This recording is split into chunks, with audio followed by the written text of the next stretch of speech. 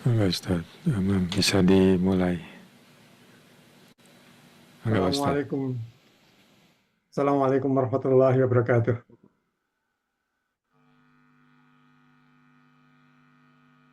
Alhamdulillahirabbil alamin.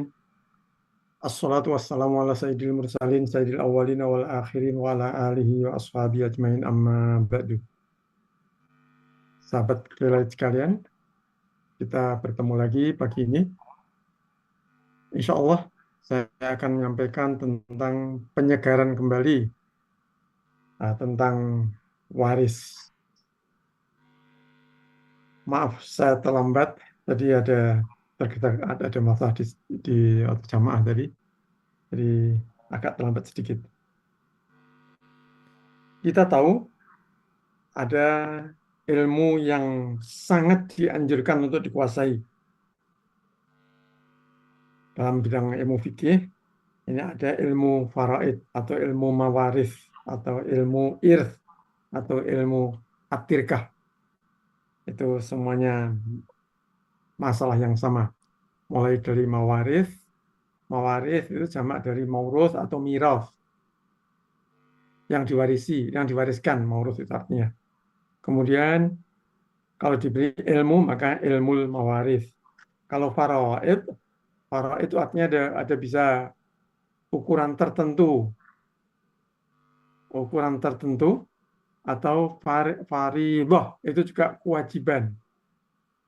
Kita kenal di dalam ilmu waris itu ada ashabul furud, ada orang-orang yang menerima kadar harta waris itu dengan ukuran tertentu. Itu ashabul furud. Kemudian kalau ditambah ilmu faraid, ya ilmu faraid, ilmu mawaris sama. Kemudian kata istilah yang lain lagi adalah tirkah. Tirkah itu artinya eh, dari kata fi'il madhi taroka yatruku. Taroka itu meninggalkan. Jadi kalau tirkah itu adalah peninggalannya. Jadi waris. Dari kata waris, warosa yarisu, itu muncul kata irsun. Irsun. Irsun juga waris juga. Jadi warosa yarisu irs atau wars sama. Kemudian dari kata warosa itu juga muncul kata turos. Turos itu biasanya disebut peninggalan-peninggalan.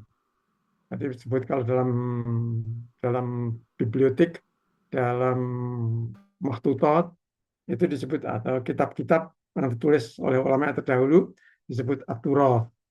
Turoth itu peninggalan yang ya warisan maksudnya ya. Eh, Kenapa kita ingin menyegarkan kembali tentang waris ini? Begini, supaya dipahami, sahabat kalian sekalian, bahwa seseorang bila meninggal, begitu tet Allah mencabut nyawanya, kemudian langsung harta itu berpindah kepada ahli waris. Orang yang meninggal itu disebut muwaris, orang yang meninggalkan warisan. Jadi harta waris sudah sudah menjadi harta waris kalau pemiliknya itu wafat, meninggal dunia. Kemudian yang yang meninggal setelah setelah yang mewaris tadi, maka itu ada disebut ahli waris. Tadi ahli waris itu siapa? Belum tentu semua kerabat itu ahli waris. Ada aturan-aturannya dalam fikih, dalam syariah yang ditentukan oleh Allah dan Rasulnya. Dalam surah uh, An-Nisa itu disebutkan Allah mengatakan bahwa semua manusia laki-laki maupun perempuan itu mendapatkan bagian dari apa yang ditinggalkan oleh seseorang yang meninggal itu, yaitu laki, perempuan, dan yang masih ada hubungan kerabat. Tentunya kerabat ini maksudnya adalah kerabat yang dekat. Dalam surah An-Nisa ayat 7 saya baca, A'udzubillahi minasyaitonirrajim, Bismillahirrahmanirrahim. Lirrijali nasibum mimma tarokal walidani wal aqrabun. Baik kaum laki-laki misalnya bukan laki-laki yang umum, tapi yang ada hubungan dengan yang meninggal, itu nasibun, dia mempunyai nasib, dia mempunyai bagian mimma taroka. Ini ada kata-kata taroka, tadi harta waris yang disebut tirkah, dari apa yang ditinggalkan oleh al-walidani, kedua orang tua, ataupun wal akrobun, dan akrob dan kerabat-kerabat itu juga. Kalau di depan tadi disebutkan lirijal nasibun, kemudian berikutnya walin nisai nasibum mimma tarakal walidani wal akrobun. Wanita, perempuan yang menjadi ahli waris itu juga mendapatkan bagian.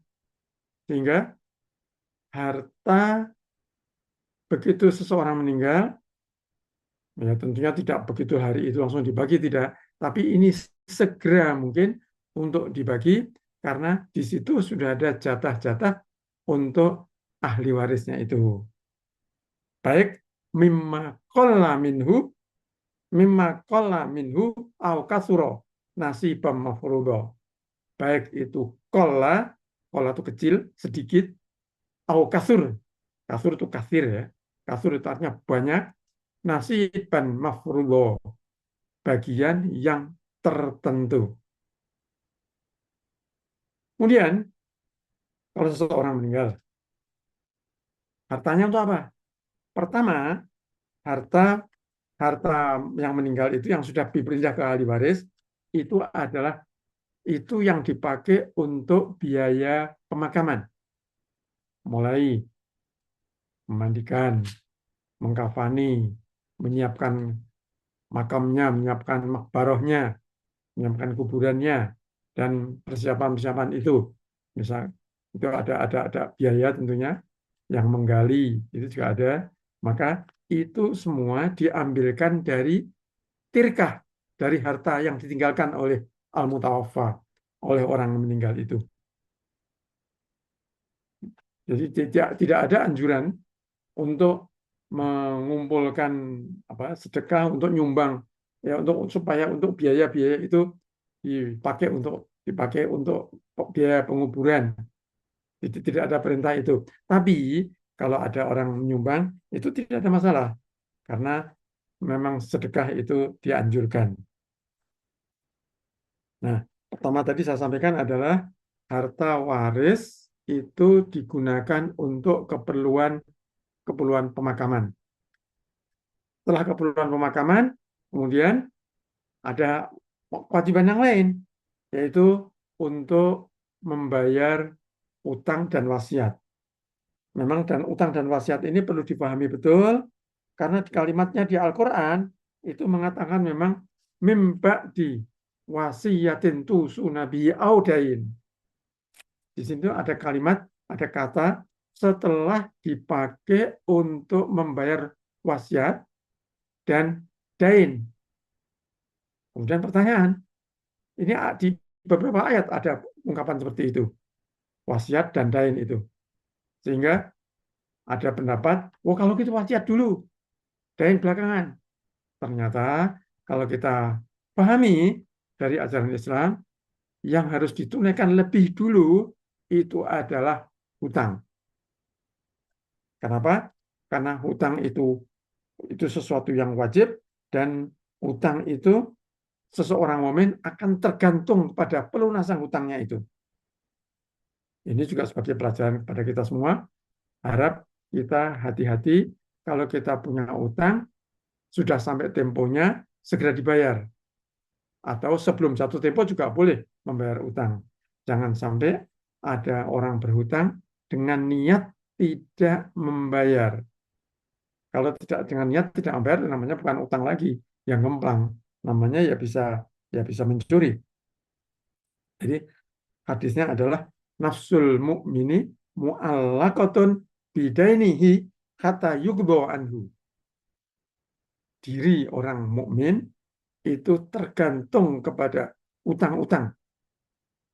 Kalau dia punya utang, maka dia tidak akan lepas dari utang itu kata yugbo kalau di utangnya sudah dibayarkan. Kemudian, kalau utangnya itu ternyata setelah dibayarkan, itu harta warisnya itu habis, berarti nggak ada yang dibayarkan lagi. Nggak ada yang perlu untuk wasiat, nggak ada yang perlu dibagi lagi untuk ahli waris. Tapi ini rasanya kok ya kemungkinan kecil ya, orang utang sampai menghabiskan seluruh seluruh hartanya itu. Nah, kalau masih ada sisa, oh ya, apa memerintahkan hadis? Hadisnya mengatakan Rasulullah mengatakan begini, Anan Nabiya Shallallahu Alaihi Wasallam qadha bidaini qoblal wasiyah. Jadi Rasulullah sudah menganjurkan dain utang itu harus ditunaikan lebih dulu sebelum wasiat. Kalau dain utang sudah ditunaikan, masih ada sisa wasiat, maka wasiat silahkan diatur-atur. Tapi ada aturan dalam hadis Rasulullah. Rasulullah mengajarkan bahwa wasiat itu tidak boleh melebihi sepertiga dari total harta harta waris, harta yang diwariskan itu. Jadi kalau misalkan harta warisnya itu katakanlah 100, berarti maksimum itu 33,3. 33,3 sekian dibulatkan jadi 33,3. Pokoknya sepertiga maksimum. Nah, jadi kalau ada wasiat kok menyatakan separuh diwasiatkan, tidak boleh. Atau misalnya lebih besar dari sepertiga, sisanya itu harus jangan ditunaikan. Jadi wasiat itu hanya boleh sepertiga. Jadi kalau sudah diperhitungkan, ternyata wasiatnya kok melebihi sepertiga, yang dibayarkan hanya boleh sepertiga saja. Namun kalau ada wasiat, kok yang diwasiati ini mendapat waris, jadi ahli waris, itu tidak boleh. Rasulullah sudah menyatakan, la wasiyata liwarisin. Ahli waris tidak boleh mendapatkan wasiat. Jadi misalnya ada orang sebelum meninggal, misalnya meninggalnya itu sudah meninggal dalam keadaan akan wafat, maka itu semua kalau disebutkan itu malah para ulama mengatakan kalau wasiatnya itu sudah menjelang wafatnya yang marad yang mukhawif, sakit yang sudah berat, sudah menjelang meninggal, itu wasiatnya malah ada yang mengatakan tidak berlaku. Tapi kalau memang itu memang ada wasiat sebelumnya, ya tentu berlaku. Kalau wasiat sudah jelas untuk siapa. Nah, siapanya ini tidak boleh yang tidak boleh merupakan ahli waris. Jadi kalau ahli waris mendapatkan wasiat, maka itu harus jangan dianggap sebagai wasiat. Itu karena kenapa? Karena ahli waris itu mendapatkan bagian-bagian tertentu. Nasiban mafrudhon, bagian tertentu. Sehingga misal seorang ayah meninggal, anaknya masih kuliah. Ayahnya itu wasiat, ini sekolah anak-anak ini harus tamat, selesai. Wasiatnya begitu. Berarti yang ditunaikan ya sekolahnya ini harus selesai. Tapi biayanya bukan diambil dari dana wasiat, tetapi dana untuk pembiayaan anak-anak itu diambilkan dari nasiban mafrudhon, bagian-bagian yang tertentu untuk anak-anak itu. Sehingga dari sini dipahami bahwa harta waris itu sebaiknya, hendaknya segera dibagi setelah proses-proses selesai, sudah longgar, maka itu diinventarisir untuk dibagi kepada ahli waris yang sah. Kemudian, kalau semuanya sepakat misalnya, semuanya sepakat untuk ditunda pembagiannya, terus ini supaya dipakai dulu. Tapi kalau semua ahli waris itu setuju, boleh saja. Jadi satu sama lain ini sedekah.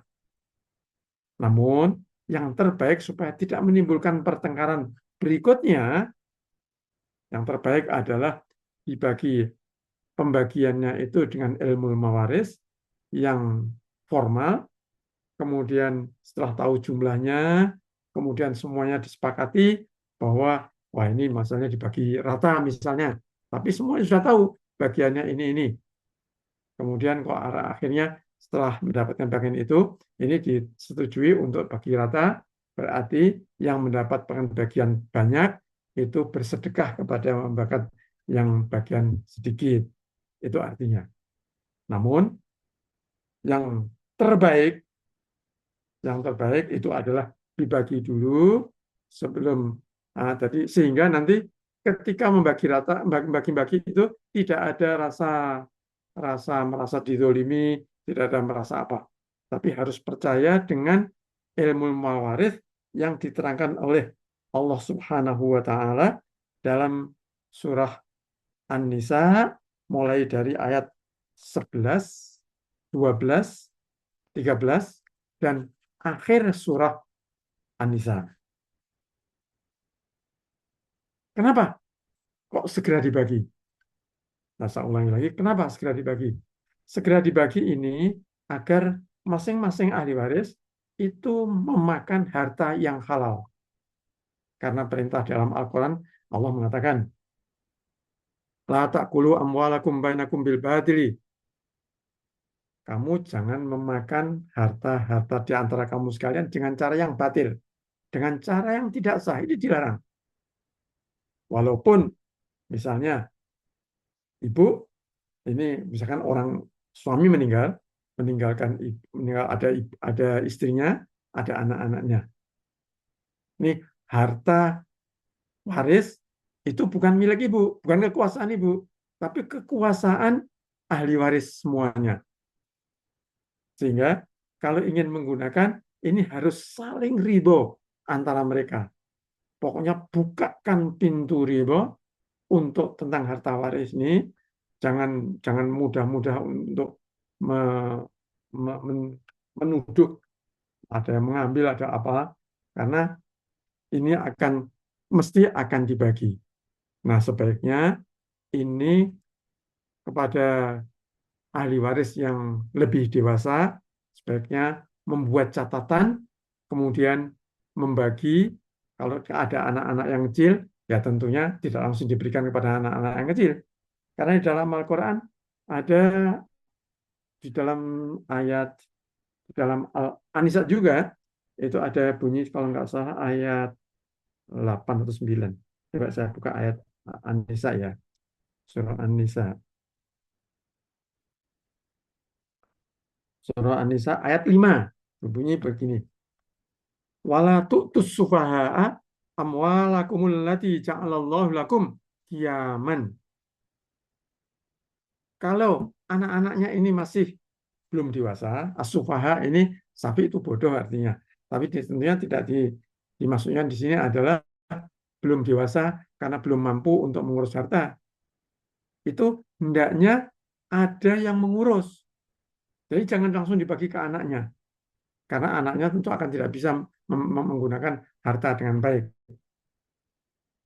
Terus, makan anak diambil dari mana? Dari ayat ini berikutnya adalah warzukuhum fiha, berilah rezeki mereka dari harta bagiannya itu. Waksuhum, dan berilah pakaian dari hartanya itu. Waqulu lahum qawlan ma'rufa, dan nasihatilah nasihat yang baik. Berarti ini termasuk tugas seorang ibu kalau meninggal sang suami, dia masih punya anak-anaknya, masih punya anak-anak kecil, ada yang dewasa, maka ibu ini punya kewajiban untuk mengelola harta itu dan dicatat persis harta bagiannya berapa. Nah, terus pengeluaran-pengeluarannya untuk si A sekian, untuk si B sekian, sehingga tercatat rapi. Ketika nanti dia dewasa, diserahkan hartanya masih ada sisanya. Kalau semuanya sudah dipakai, tentunya tidak ada sisanya itu. Di dalam aturan berikutnya, ayat nomor 6, itu ada perintahnya. Wabtalul yatama, dan ujilah anak-anak yatim itu. Apakah dia sudah pintar mengelola harta atau belum? Hatta idza balagun nikah, sampai ketika dia masa nikah, tentunya masih nikah, masih dimaksudnya kan adalah masa-masa dia sudah bukan hanya mumayyiz. Mumayyiz itu kan untuk anak yang sudah mulai bisa berpikir. Tapi sini adalah balagun nikah, sudah dewasa. Terus fa'in anastum minhum rusdan, kalau kamu melihat bahwa dia sudah dewasa, sudah mampu mengelola hartanya, fadfa'u ilaihim amwalahum. Ini ayat berikutnya, yaitu ayat 6. Bayarkanlah, berikanlah harta mereka itu. Terus kalau di, diproduktifkan, dipakai untuk dagang, kemudian perdagangannya ini, kalau misalkan orang ya, al-mutawaffa yang meninggal itu meninggalkan sejumlah harta di dagangan bareng-bareng, maka dagangan bareng-bareng ini bisa diambil dari harta, modalnya diambil dari harta peninggalan. Kemudian pemilik sahamnya, ahli warisnya itu bisa dihitung sahamnya berapa, sehingga dia mendapat keuntungan sesuai besaran saham-saham itu. Sehingga di sini pengelolanya itu boleh mendapat gaji dari usaha-usaha itu. Namun di sini ada kata kalimat wala ta'kuluha israfan wa bidaran ayak baru. Kamu jangan berlebih-lebihan mengambilnya. Jadi si pengelola itu boleh mengambil kalau dia fakir. Tapi kalau dia kaya malah tidak boleh mengambil. Disebutkan waman kana goniyan falyastafif. Barang siapa yang kaya maka hati-hati, jangan pakai ikut ngambil dari itu. Kalau cukup dari pengelolaan harta. Tapi kalau upayanya dia mengelola harta untuk usaha demi karena ahli waris masih kecil-kecil itu, maka dia boleh mengambil gaji sepantasnya sebagai mengelola perusahaan itu. Wa kana fakiran falyakul bil ma'ruf. Kalau dia fakir, ya jelas itu boleh falyakul bil ma'ruf. Dengan Allah memberikan peringatan, memberikan hendaknya dilakukan, yaitu faida da'fatum ilahim amwalahum wa asyidu alaihim. Kalau engkau ingin membayarkan harta yang diserahkan yang akan Anda kelola, harta waris itu, maka hendaknya ada saksinya. Sehingga tidak menjadi su'udzon. Jangan sampai ada su'udzon. Sahabat sekalian, mungkin ada pertanyaan. Dalam hati mungkin ada. Bolehkah membagi harta waris itu ketika orang yang al-mutawaffa, orang yang meninggal itu masih hidup segar, kemudian membagi harta waris? Para ulama mengatakan boleh. Namun sebenarnya orang akan meninggal itu kan kemungkinan ada sakit, ada pengobatan, ada aman. Kalau sudah terlanjur dibagi, gimana ngambilnya? Padahal harta itu untuk kebutuhan si yang pemilik harta untuk hidupnya. Sehingga kalau dia ternyata nanti memerlukan biaya-biaya untuk biaya pengobatan ketika sakit dan segala macamnya itu, ya akan kesulitan. Karena itu syarat rukun rukun harta waris itu adalah harus sudah ada yang meninggal dulu. Jadi yang meninggal, sudah ada yang meninggal itu baru dibagi. Jadi bukan, sebaiknya jangan ketika hidup, karena itu nanti malah bisa mendatangkan kesulitan. Terus kalau ketika masih hidup, itu ayah misalnya memberi hadiah, memberi hibah, memberi pemberian kepada anak-anak. Rasulullah mengatakan itu boleh, tapi memberikan pemberian kepada anak-anak itu harus adil. Harus adil dalam arti apa? Harus adil kalau laki-laki itu 2 kali perempuan. Tapi ada kasus kalau kita baca sejarah, Sayyidina Abu Bakar itu pernah memberikan anaknya yang berkekurangan, kemudian diberi lebih, itu juga tidak apa-apa. Jadi nampaknya pemberian orang tua kepada anaknya itu jangan didasarkan kepada pilih kasih, harus didasarkan pada kebutuhan. Kalau memang membutuhkan, ya diberikan. Seperti halnya orang tua menyekolahkan anaknya. Kalau anaknya misalkan, kalau sekarang kan sekolah biaya paling tinggi kan masuk kedokteran gitu ya. Kalau masuk kedokteran itu ini kemudian dia mampu masuk kedokteran, kemudian biayanya besar diberi, itu tidak berarti pilih kasih.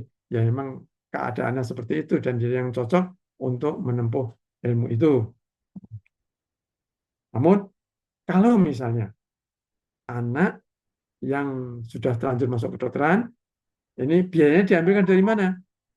Biayanya diambilkan dari harta waris yang jatah untuk si anak itu. Sehingga di sini saya ulangi lagi, kewajiban yang dewasa, kan ibunya atau kakak yang dewasa, untuk mencatat semua pengeluaran yang diambilkan dari harta peninggalan itu. Sehingga harta peninggalan itu tidak digunakan untuk oleh yang tidak berhak. Tadi kan kalimatnya jelas tadi berbunyi wala tu'tus sufaha'a amwalakumul lati ja'alallahu lakum qiyaman. Terus warzuquhum fiha. Jadi gunakanlah harta peninggalan itu untuk membiayai ahli waris, untuk membiayai harta pemiliknya. Jadi kalau sudah dapat bagiannya, maka gunakan harta bagian itu untuk membiayai kehidupannya. Mungkin ada merasa kesulitan. Kalau untuk zaman dulu mungkin kesulitan karena semua segala sesuatu harus ditulis, dicatat, di kertas gitu ya. Kalau sekarang kan ada fasilitas handphone, kita bisa membuat spreadsheet Excel misalnya. Itu kolom ini untuk siapa, kolom ini untuk siapa, kolom ini siapa. Jadi tinggal dipakai, tinggal ada total harta berapa, dipakai sekian, ada rumus-rumusnya sudah dibangun di situ. Jadi dikurangin ini saldonya berapa, gitu terus. Jadi mudah, insya Allah mudah, asal konsisten dan rajin. Ingat di dalam ayat yang terpanjang dalam surah Al-Baqarah itu menganjurkan kita mencatat dalam mengelola harta. Memang di situ kalimatnya kan tidak tersurat untuk mengelola harta, tapi sebenarnya itu adalah ayat yang mengajarkan kita agar kita mencatat dengan baik. Ya ayyuhalladzina amanu idza tadayantum bidainin ila ajalin musamma faktubu.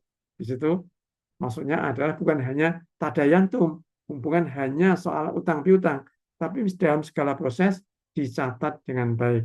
Manfaatnya apa? Manfaatnya kalau kasus harta waris ini pengelolaannya, pemakaiannya tidak tidak akan dipakai oleh yang tidak berhak. Kemudian kalau sudah punya harta, walaupun ini harta waris, kalau bagiannya itu mencapai nisab, ya harus masing-masing dizakati. Karena kalau harta walaupun itu dari pendapatan dari waris, itu juga harus dizakati setahun sekali sebesar 2,5% bila mencapai nisab. Nisabnya berapa? Nisabnya adalah 85 gram emas. Nanti dilihat harganya berapa, per gram berapa, terus punya ada nilai berapa, nilai kekayaan yang tinggalan itu berapa, yang masih ada ketika jatuh haul, maka itu adalah diambil 2,5%-nya. Jadi walaupun harta waris juga terkena zakat. Kalau melebihi harta, melebihi nisab. Kalau tidak dibagi-bagi, wah, maksud saya, kalau tidak diusahakan, jadi semuanya sudah ada porsinya, ini menjawab sekian persen, dan sekian persen, masing-masing persen. Kalau di antara ini ada yang ada yang terima, ada yang wajib zakat, ada yang tidak. Boleh nggak zakatnya itu untuk yang tidak mendapatkan nisab? Dilihat, kalau dia itu termasuk golongan fakir, mungkin tidak ada pendapatan, hanya pendapatan itu hartanya juga tidak mencapai satu nisab dan tidak ada pekerjaan karena dia ya memang punya harta. Jadi dilihat sendiri, kalau memang dia mungkin dia bisa mendapatkan, kalau termasuk golongan fakir, dia bisa mendapatkan zakat, boleh. Tapi kalau dia walaupun tidak mencapai satu nisab, kalau tidak termasuk fakir, karena sebenarnya dia punya harta yang cukup, ya tentunya tidak sah kalau diberikan kepada orang yang berharta yang cukup itu, walaupun hartanya kurang dari satu nisab. Terus harta yang dipakai untuk bisnis bareng, itu bagaimana? Nah, kalau dalam kasus seperti itu, modalnya itu saja kesatuan. Dalam hadis ada sabda Rasulullah SAW, hendaknya jangan la yufarriq bainal majtama'a wala. Jadi jangan memisah-misahkan apa yang istama'a. Jadi yang menjadi syirkah itu jangan dibagi, jangan dipilah-pilah. Karena itu satu saham dalam usaha bersama. Jadi itu adalah satu entitas, maka kalau kekayaan bisnisnya itu mencapai nisab, maka 2,5% wajib dikeluarkan zakatnya. Tapi kalau yang sudah dibagi-bagi, walaupun dibaginya itu hanya kertas, hanya di catatan saja, uang masih disimpan oleh pengelola, walinya atau ibunya atau kakaknya atau tua. Nah, tentunya itu dihitung zakatnya, dihitung sesuai dengan porsi masing-masing, harta tersisa porsi masing-masing. Jadi di sini ini mengajarkan kepada kalau ada seorang ayah meninggal, bagi keluarga ini tidak usah bingung-bingung. Harta untuk anaknya diambilkan dari mana? Diambilkan dari harta waris bagian dari ahli waris itu. Itu jelas. Jadi jangan sampai bingung, kemudian malah hartanya dipakai untuk yang lain-lain. Jadi ibu dapat berapa? Ibu ya jelas. Ibu jelas dapat karena punya anak, maka ibu mendapatkan seperlapan. Seperlapan dari harta waris. Jadi kalau misalkan seperlapan harta waris, kalau hartanya itu misalkan meninggalkan senilai 8 miliar, maka ibu itu mendapatkan 1 miliar. Bisa-bisa anaknya laki-laki lebih besar, atau anak perempuannya lebih besar dari sang ibu. Jangan iri. Karena ini adalah nasiban mafruḍon.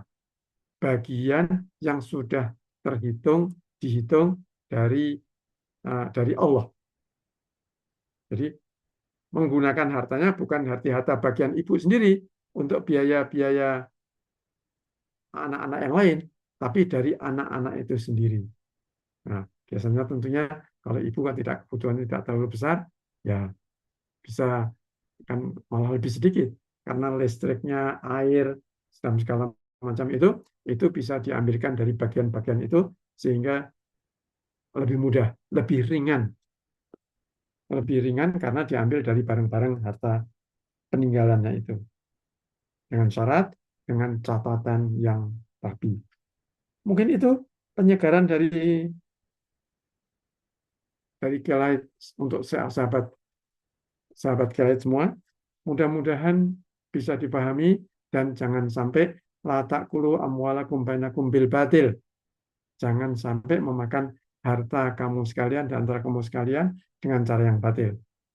Yang harus disadarkan juga bagi ahli waris semua harus buka pintu ridho. Kalau ada salah sedikit, saling diridhokan. Jangan sampai sengaja memasukkan dalam dosa. Jadi kalau tidak ridho, artinya berdosa. Tapi kalau ridho, insya Allah mengampuni. Jadi tidak ada masalah. Ada yang ingin menambahkan? Mas Samsul ingin menambahkan, Mas? Silakan kalau ingin. Silakan kalau ada yang perlu. Ini masih ada waktu 1,5 menit ya.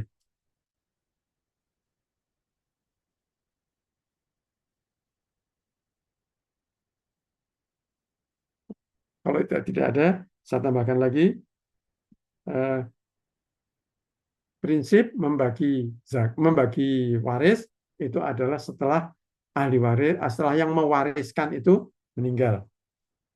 Bagi siapapun yang meninggal sebelum anak sendiri atau siapa, sebelum ayahnya tadi, sebelum waris meninggal, itu otomatis tidak mendapatkan bagian.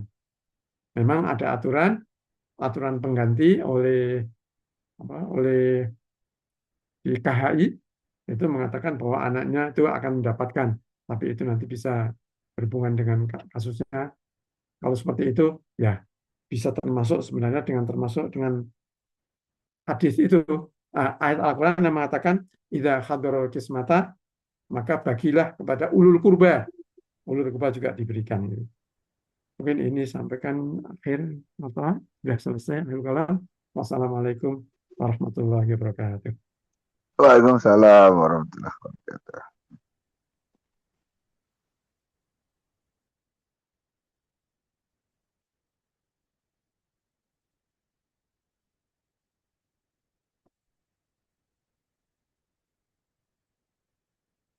Sudah cukup, boleh nambah.